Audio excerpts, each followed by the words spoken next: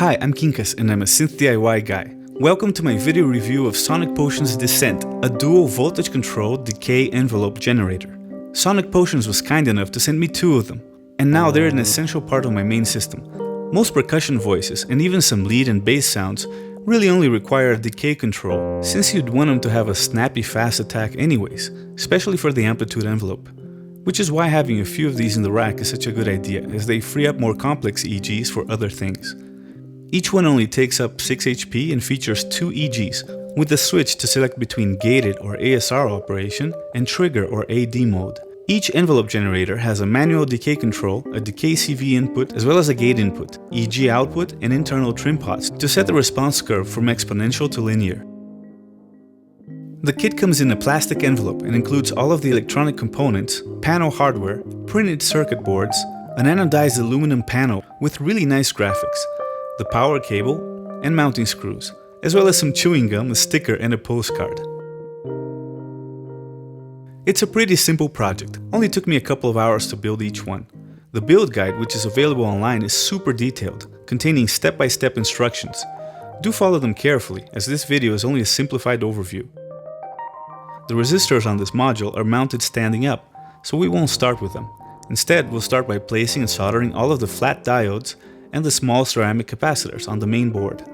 Next, place and solder the IC sockets, minding their orientation so you know how the ICs go later. Now we can go ahead and place the resistors. The manual shows clear pictures of where each value resistor goes, making this step much easier than usual. Just make sure to correctly identify each resistor using a magnifier to look at the color coding, but also double checking with your multimeter.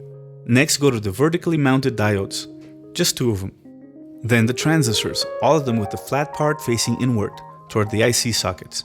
Next, go to the trimmers for adjusting the response curve. Make sure the white adjustment screws in each one face outward, or you won't be able to make adjustments once the module is assembled.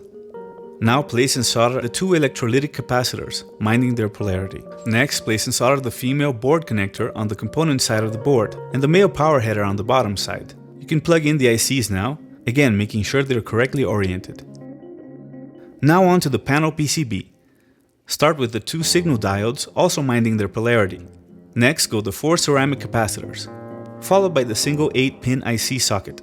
Now place the standing resistors, followed by the male board connector, which goes on the bottom side of the board, opposite the components. Now solder on the switches, making sure they are very straight. It helps to solder just one leg first, adjust it, then solder the rest.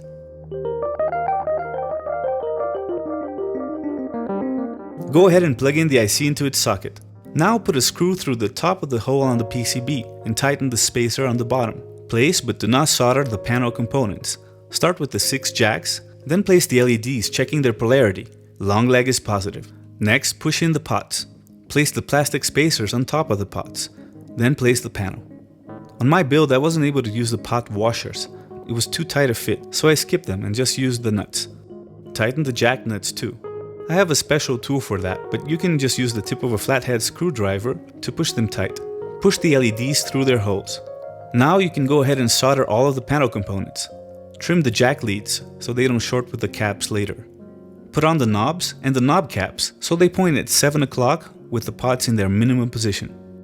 Finally, attach the bottom PCB to the top one and tighten the other screw to the spacer. Make sure the electrolytic caps don't touch the top PCB.